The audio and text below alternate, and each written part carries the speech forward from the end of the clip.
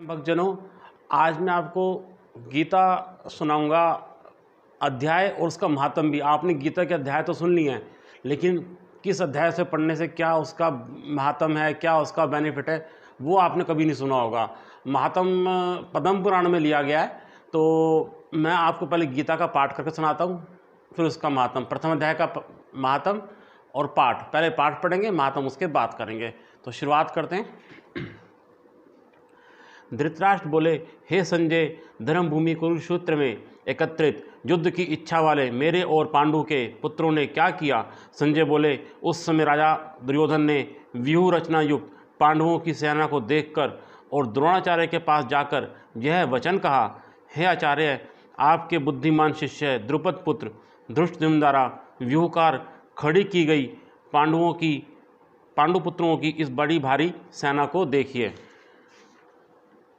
इस सेना में बड़े बड़े धनुषों वाले तथा युद्ध में भीम और अर्जुन के समान शूरवीर सात्यकी और विराट तथा महारथी राजा द्रुपद, धृष्टकेतु और चेकितान तथा बलवान काशीराज, पुरुजित, कुंतीभोज और मनुष्यों में श्रेष्ठ शैव्य, पराक्रमी युधाभिमन्यु तथा बलवान उत्तमोजा, सुभद्रा पुत्र अभिमन्यु और द्रौपदी के पांचों पुत्र, ये सभी महारथी हैं। हे ब्राह्मण श्रेष्ठ, अपने पक्ष में भी जो प्रधान हैं उनको आप समझ लीजिए। आपकी जानकारी के लिए मेरी सेना के जो जो सेनापति हैं उनको बतलाता हूँ। आप द्रोणाचार्य और पितामह भीष्म तथा कर्ण और संग्राम विजय, कृपाचार्य और वैसे ही अश्वत्थामा, विकर्ण और सोमदत्त का पुत्र भूरिश्रवा, और भी मेरे लिए जीवन की आशा त्याग देने वाले बहुत से शूरवीर, अनेक प्रकार के शस्त्रास्त्रों से सुसज्जित और सब के सब युद्ध में चतुर हैं। भीष्म पितामह द्वारा रक्षित हमारी वह सेना सब प्रकार से अजय है, और भीम द्वारा रक्षित इन लोगों की यह सेना जीतने में सुगम है। इसलिए सब मोर्चों पर अपनी अपनी जगह स्थित रहते हुए आप लोग सभी निस्संदेह भीष्म पितामह की ही सब ओर से रक्षा करें। कौरवों में वृद्ध बड़े प्रतापी पितामह भीष्म ने उस दुर्योधन के हृदय में हर्ष उत्पन्न करते हुए उच्च स्वर से सिंह की दहाड़ के समान गरज कर शंख बजाया। इसके पश्चात शंख और नगारे तथा ढोल, मृदंग और नरसिंह के आदि बाजे एक साथ ही बज उठे। उनका वह शब्द बड़ा भयंकर हुआ। इसके अनंतर सफ़ेद घोड़ों से युक्त उत्तम रथ में बैठे हुए श्री कृष्ण महाराज और अर्जुन ने भी अलौकिक शंख बजाए। श्री कृष्ण महाराज ने पांचान्य नामक, अर्जुन ने देवदत्त नामक और भयानक कर्म वाले भीमसेन ने पूर्ण नामक महाशंख बजाया। कुंती पुत्र राजा युधिष्ठिर ने अनंत विजय नामक और नकुल तथा सहदेव ने सुघोष और मणिपुष्पक नामक शंख बजाए। श्रेष्ठ धनुष वाले काशीराज और महारथी शिखंडी एवं धृष्टद्युम्न तथा राजा विराट और अजय सात्यकी, राजा द्रुपद एवं द्रौपदी के पांचों पुत्र और बड़ी भुजा वाले सुभद्रा पुत्र अभिमन्यु, इन सभी ने, हे राजन, सब ओर से अलग अलग शंख बजाए। और उस भयानक शब्द ने आकाश और पृथ्वी को भी गुंजाते हुए धातृष्टों के अर्थात आपके पक्ष वालों के हृदय विदीर्ण कर दिए। हे राजन, इसके बाद कपिध्वज अर्जुन ने मोर्चा बांधकर डटे हुए धृतराष्ट्र संबंधियों को देखकर उस शस्त्र चलने की तैयारी के समय धनुष उठाकर ऋषिकेश श्री कृष्ण महाराज से यह वचन कहा, हे अच्युत, मेरे रथ को दोनों सेनाओं के बीच में खड़ा कीजिए, और जब तक कि मैं युद्ध क्षेत्र में डटे हुए युद्ध के अभिलाषी इन विपक्षी योद्धाओं को भली प्रकार देख लूं कि इस युद्ध रूप व्यापार में मुझे किन किन के साथ युद्ध करना योग्य है, तब तक उसे खड़ा रखिए। दुर्बुद्धि दुर्योधन का युद्ध में हित चाहने वाले जो ये राजा लोग इस सेना में आए हैं, और इन युद्ध करने वालों को मैं देखूंगा। संजय बोले, हे धृतराष्ट्र, अर्जुन द्वारा इस प्रकार कहे हुए महाराज श्री कृष्ण ने दोनों सेनाओं के बीच में भीष्म और द्रोणाचार्य के सामने तथा संपूर्ण राजाओं के सामने उत्तम रथ को खड़ा करके इस प्रकार कहा कि हे पार्थ, युद्ध के लिए जुटे हुए इन कौरवों को देख। इसके बाद प्रथापुत्र अर्जुन ने उन दोनों का ही सेनाओं में स्थित ताऊ चाचों को, दादों परदादों को, गुरुओं को, मामाओं को, भाइयों को, पुत्रों को, पोत्रों को तथा मित्रों को, ससुरों को और सुहृदों को भी देखा। उन उपस्थित संपूर्ण बंधुओं को देखकर वह कुंती पुत्र अर्जुन अत्यंत करुणा से युक्त होकर शोक करते हुए यह वचन बोले। अर्जुन बोले, हे कृष्ण, युद्ध क्षेत्र में डटे हुए युद्ध के अभिलाषी इस स्वजन समुदाय को देखकर मेरे अंग शिथिल हुए जा रहे हैं और मुख भी सूखा जा रहा है तथा मेरे शरीर में कंप एवं रोमांच हो रहा है। हाथ से गांडीव धनुष गिर रहा है और त्वचा भी बहुत जल रही है तथा मेरा मन भ्रमित सा हो रहा है, इसलिए मैं खड़ा रहने को भी समर्थ नहीं हूँ। हे केशव, मैं लक्षणों को भी विपरीत ही देख रहा हूँ तथा युद्ध में स्वजन समुदाय को मारकर कल्याण को भी नहीं देखता। हे कृष्ण, मैं ना तो विजय चाहता हूँ और ना राज्य तथा सुखों को भी नहीं चाहता। हे गोविंद, हमें ऐसे राज्य से क्या प्रयोजन है अथवा ऐसे भोगों से और ऐसे जीवन से भी क्या लाभ है। हमें जिनके लिए राज्य, भोग और सुख आदि अभिष्ट हैं, वे ही ये सब धन और जीवन की आशा को त्याग कर युद्ध में खड़े हुए हैं। गुरुजन, ताऊ, चाचे, लड़के और इसी प्रकार दादे, मामे, ससुर, पौत्र, साले तथा और भी संबंधी लोग हैं। हे मधुसूदन, मुझे मारने पर भी अथवा तीनों लोगों के राज्य के लिए भी मैं इन सबको मारना नहीं चाहता हूँ। फिर पृथ्वी के लिए तो कहना ही क्या है। हे जनार्दन, धृतराष्ट्र के पुत्रों को मारकर हमें क्या प्रसन्नता होगी, इन आतताइयों को मारकर तो हमें पाप ही लगेगा। अतएव हे माधव, अपने ही बांधव धृतराष्ट्र के पुत्रों को मारने के लिए हम योग्य नहीं हैं, क्योंकि अपने ही कुटुंब को मारकर हम कैसे सुखी होंगे। यद्यपि लोभ से भ्रष्टित हुए ये लोग कुल के नाश से उत्पन्न दोष को और मित्रों से विरोध करने में पाप को नहीं देखते हैं, तो भी हे जनार्दन, कुल के नाश से उत्पन्न दोष को जानने वाले हम लोगों को इस पाप से हटने के लिए क्यों नहीं विचार करना चाहिए। कुल के नाश से सनातन कुल धर्म नष्ट हो जाते हैं। धर्म के नाश हो जाने पर संपूर्ण कुल में पाप भी बहुत फैल जाता है। हे कृष्ण, पाप के अधिक बढ़ जाने से कुल की स्त्रियां अत्यंत दूषित हो जाती हैं और हे वाषण्य, स्त्रियों के दूषित हो जाने पर वर्ण संकर उत्पन्न होता है। वर्ण संकर कुल घातियों को और कुल को नरक में ले जाने के लिए ही होता है। लुप्त हुए पिंड और जल की क्रिया वाले अर्थात श्राद्ध और तर्पण से वंचित इनके पितर लोग भी अधोगति को प्राप्त होते हैं।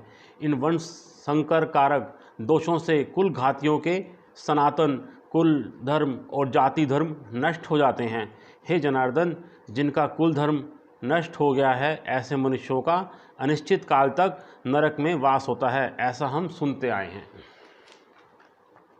हाँ शोक, हम लोग बुद्धिमान होकर भी महान पाप करने को तैयार हो गए हैं और जो राज्य और सुख के लोभ से स्वजनों को मारने के लिए उद्यत हो गए हैं।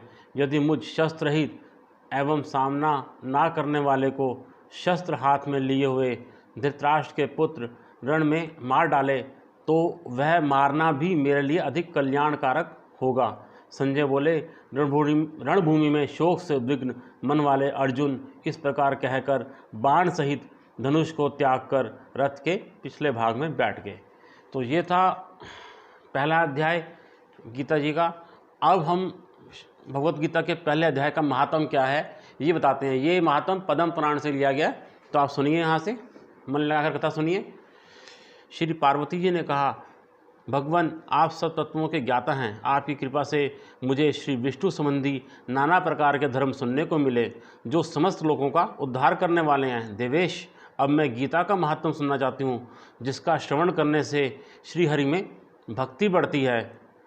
श्री महादेव जी बोले, जिनका यह श्री विग्रह अलसी के फूल की भांति श्याम वर्ण का है, पक्षीराज गरुण ही जिनके वाहन हैं, जो अपनी महिमा से कभी च्युत नहीं होते हैं तथा शेष नाग की शैया पर शयन करते हैं, उन भगवान महाविष्णु की हम उपासना करते हैं। एक समय की बात है, मूर्ख दैत्य के नाशक भगवान विष्णु शेषनाग के रमणीय आसन पर सुखपूर्वक विराजमान थे। उस समय समस्त लोगों को आनंद देने वाली भगवती लक्ष्मी ने आदरपूर्वक प्रश्न किया।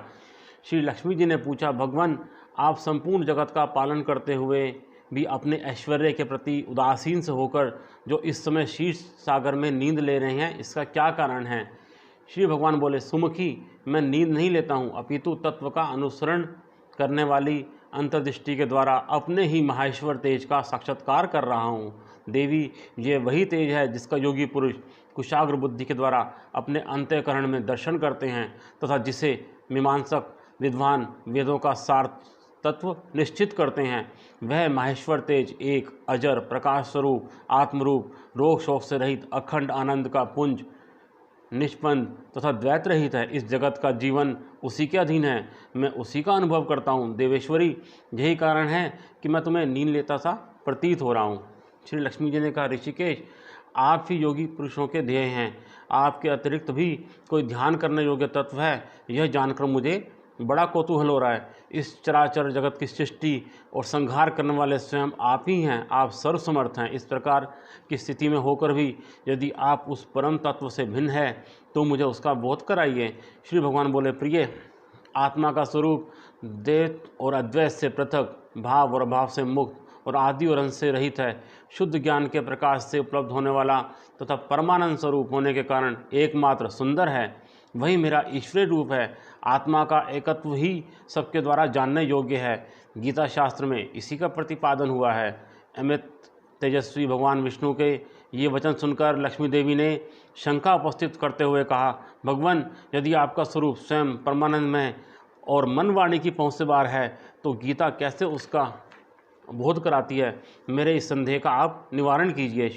श्री भगवान बोले, सुंदरी, सुनो, मैं गीता में अपनी स्थिति का वर्णन करता हूँ। क्रमशः 5 अध्यायों को तुम 5 मुख जानो, 10 अध्यायों को 10 भुजाएं समझो और 1 अध्याय को उदर, 2 अध्यायों को दोनों चरण कमल जानो। इस प्रकार यह 18 अध्यायों की वांग्मयी ईश्वरीय मूर्ति ही समझनी चाहिए। यह ज्ञान मात्र से ही महान पातकों का नाश करने वाली है। जो उत्तम बुद्धि वाला पुरुष गीता के 1 या आधे अध्याय का अथवा 1 आधे या चौथाई श्लोक का भी प्रतिदिन अभ्यास करता है, वह सुशर्मा के समान मुक्त हो जाता है।